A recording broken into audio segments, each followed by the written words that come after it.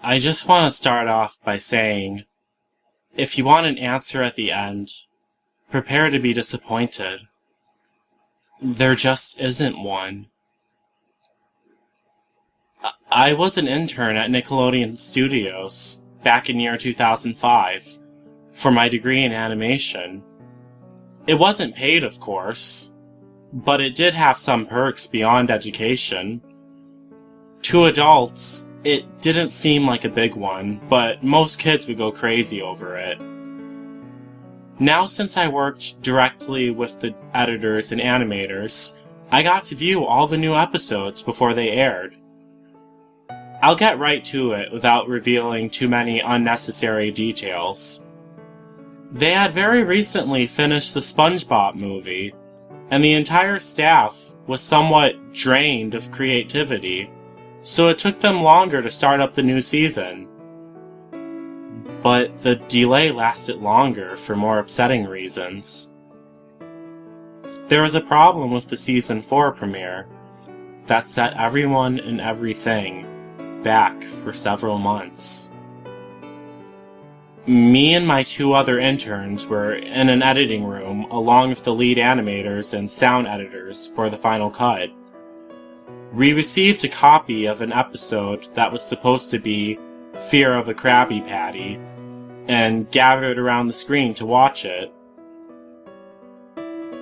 Given that it wasn't the final episode yet, the animators often put a mock title card, sort of an inside joke for us, with a phony and often sometimes inappropriate titles, like How Sex Works. Nothing particularly funny, but work-related chuckles. But when we saw the title card, Squidwards Suicide, we didn't think of it for more than a morbid joke. One of the interns did a small throat laugh at it. The happy-go-lucky music played as normal in the episode. The story began with Squidward practicing his clarinet, hitting a few sour notes, like normal. We hear SpongeBob laughing outside, and Squidward stops, yelling at him to keep it down, as he has a concert that night and he needs to practice. SpongeBob says okay and goes back to see Sandy with Patrick. The bubble splash screen comes up and we see the ending of Squidward's concert. But this is where things begin to seem off. While he's playing the clarinet, a few frames repeat themselves, but the sound doesn't. But when he stops playing, the sound finishes as if the skip never happened. There is a slight murmuring in the crowd before they begin to boo him.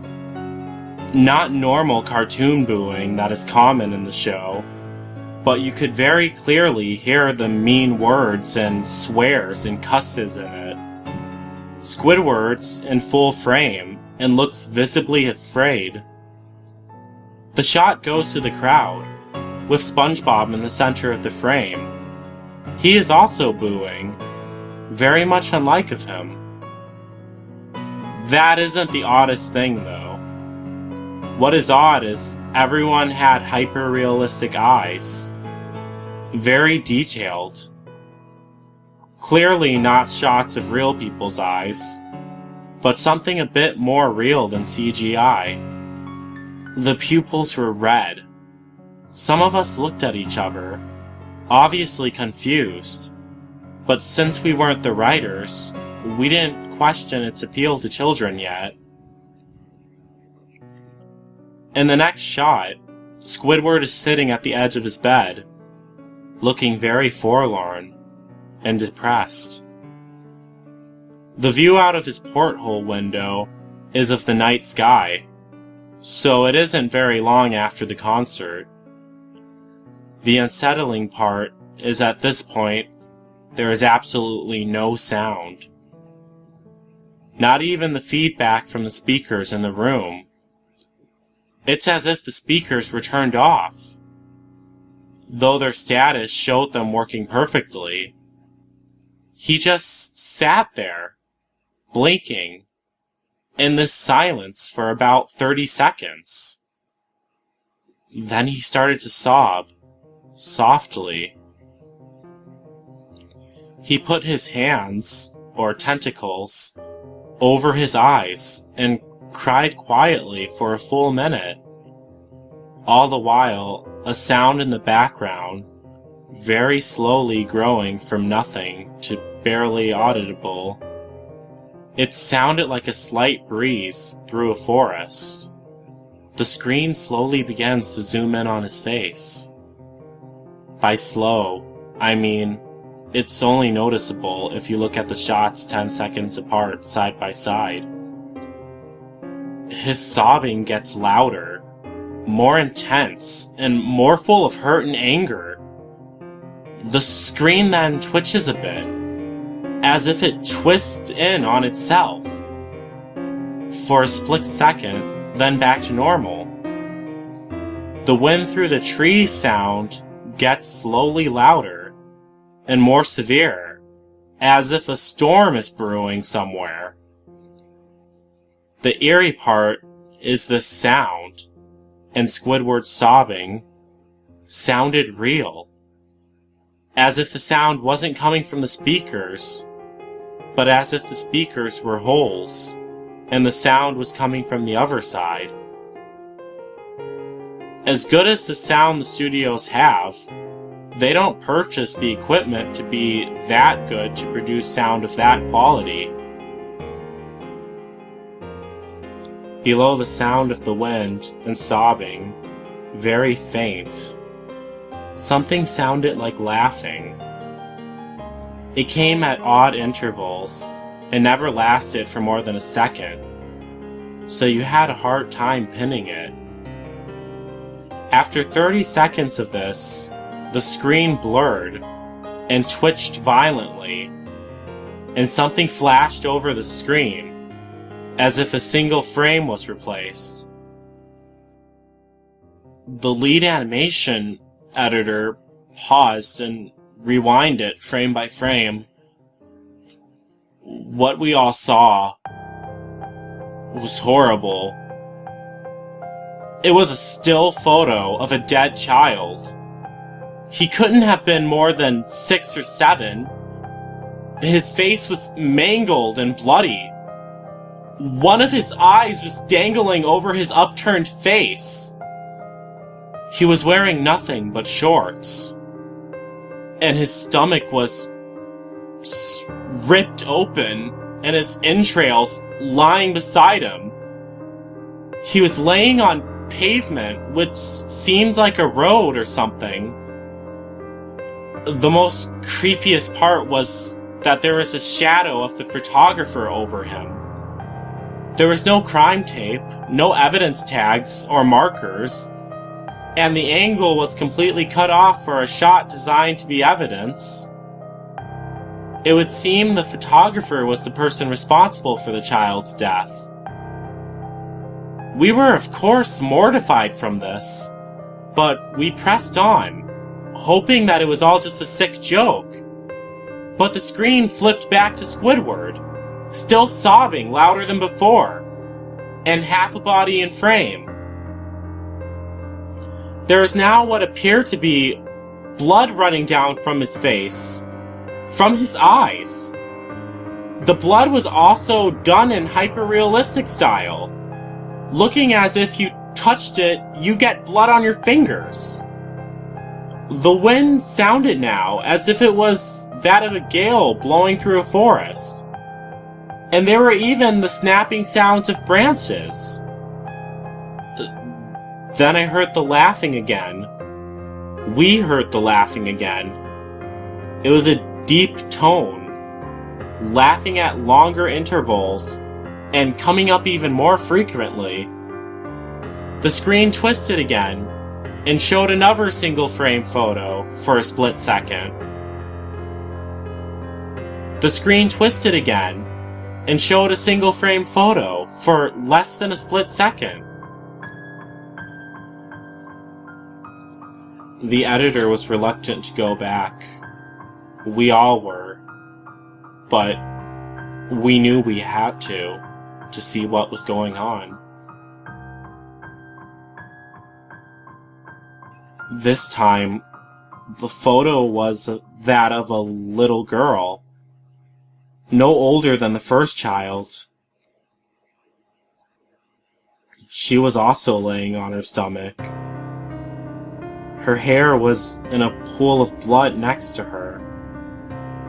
Her left eye was popped out of her socket, and her entrails were piled on top of her, above a cut along her back. Again, the body was on pavement, on a street, and the photographer's shadow was visible. Very similar in size and shape to the first shadow we saw. I felt like throwing up, but I had to choke it back. And one of the interns, the only female in the room, ran out, crying. The show then resumed. After about 5 seconds, after this second photo played, Squidward went silent, as all the sound did, like it was when the scene started. Dead silence. He put his tentacles down, and his eyes were now done in extreme hyperrealism. They were bleeding, bloodshot, and pulsating.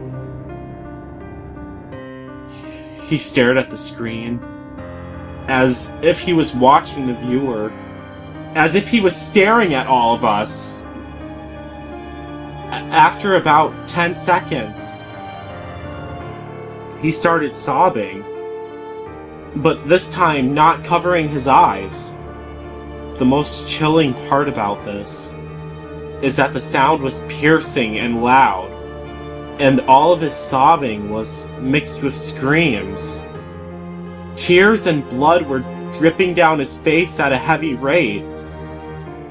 The wind sound came back, and so did the deep-voiced laughing.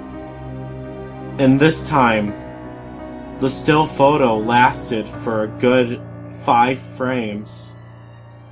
The animator was able to stop it on the 4th frame and backed up. This time, the photo was of a boy. This time, the photo was of another boy, about the same age as the first boy we saw, but this time the scene was different. The entrails were just being pulled out of his stomach wound by a large hand. The right eye was popped out of his socket and dangling with blood trickling down it. The animator proceeded. It was hard to believe, but the next one was different, but we couldn't tell what. He went on to the next. Same thing. He went back to the first and played them quicker. And I lost it. I threw up on the floor. The animating and the sound editors were gasping at the screen when they saw this. The 5 frames were not just 5 different photos. If they were played out, they were frames of a video. We saw the hand slowly lift the guts. We saw the kid's eyes focus on it. We even saw 2 frames of the kid beginning to blink. The lead sound editor told us to stop. He had to call in the creator to see this. Mr. Hillenberg arrived within 15 minutes. He was confused as to why he was called down here. So the editor continued the episode. Once the frames were shown, all the screaming and all the sound stopped again. Squidward was just staring at the viewer. Staring at us. For about 3 minutes. The shot quickly panned out, And that deep voice we heard laughing said, "Do it!" And in Squidward's hands, we see a shotgun. He immediately puts the shotgun in his mouth and pulls the trigger. Realistic blood and brain matter splatters all over the wall behind him. And in his bed, he flies back with the force. The last 5 seconds of this episode shows his body on the bed, on his side, with one eye dangling on what's left of his head above the floor, staring blankly at it. Then the episode ends. It ends.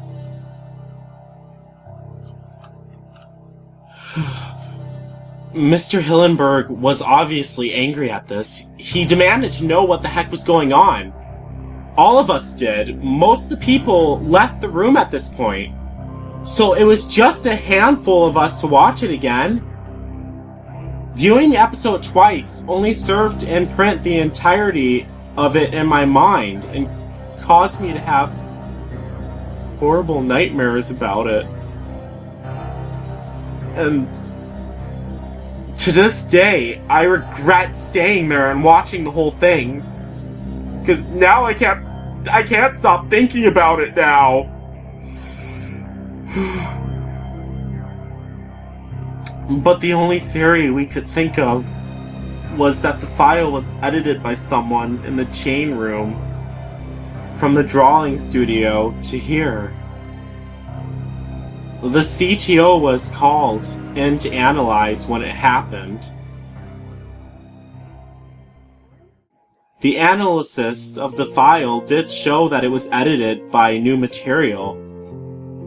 However, the timestamp of it was a mere 24 seconds before we began viewing it.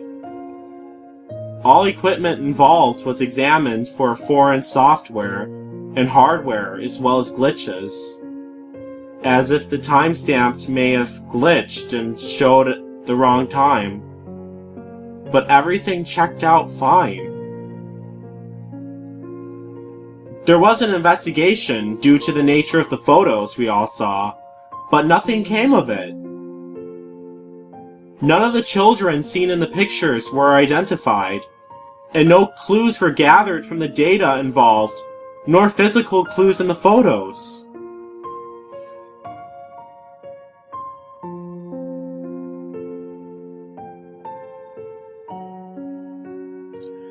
I never believed in unexplainable phenomena before, but now I have something happen, and can't prove anything about it beyond evidence.